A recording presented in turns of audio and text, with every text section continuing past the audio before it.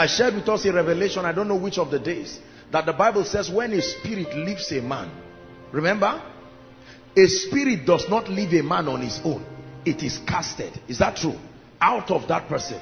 In my name ye shall cast out devils. They don't want to go, but an anointing compels them to leave. And then the Bible says they go through desert regions. Listen carefully. And something about the desert does something to that spirit, and without any prayer warrior praying, the spirit leaves the desert and prefers to come back to the man.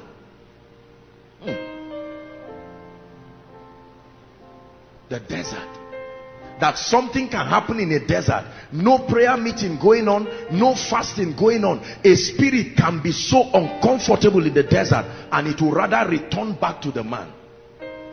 That means there is something the body of man can become that can make spirits, even without any man praying, they will leave.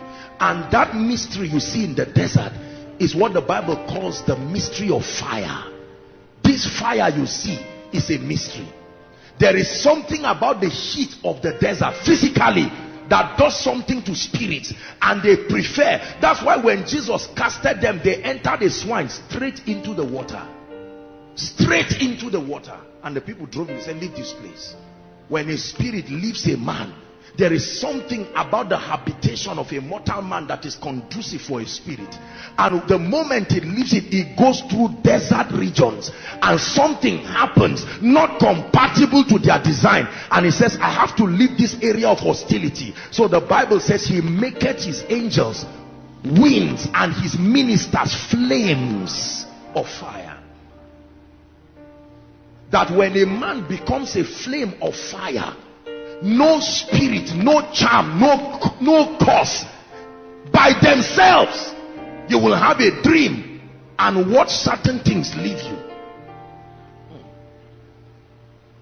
The first thing that happened to Samson, they bound his hand, and the Bible says when the hand of the Lord came upon him, suddenly heat from nowhere turned that thing. The Bible says it was like flax, and all of a sudden he let it go.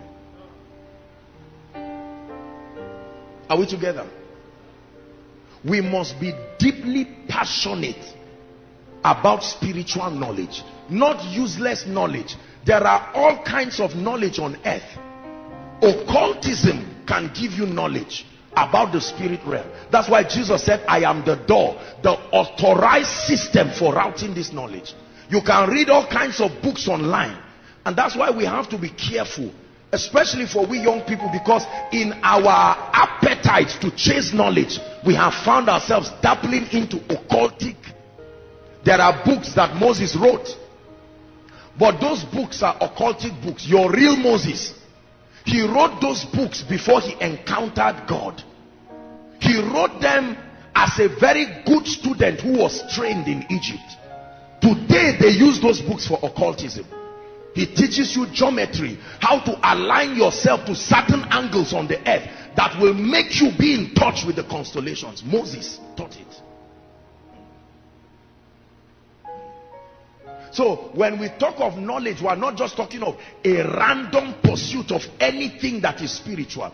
In this day and age where we measure respect for ministry by how much what we supposedly call depth, we must be careful. The proof of knowledge is the deliverance that it brings. That's why many people keep growing supposedly in revelation, and with all that rema, the devil oppresses you as if that he's telling you, I'm not aware. Whatever it is you are celebrating, I'm not aware. True knowledge liberates.